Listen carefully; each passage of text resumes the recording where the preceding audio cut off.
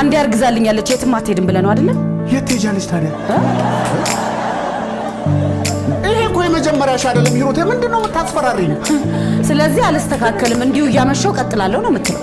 አንቺም ስለዚህ እንዲሁ እያስፈራራሁት እየተቆጣሁት እኖራለሁ ብለሽ ነው የምታስበው? አንተ ማን ስለሆንክ ነው የማትቀጣው? እናንተ ማን ስለሆናችሁ ነው የምትቀጡት? ነው ነው ነው ነው ነው ነው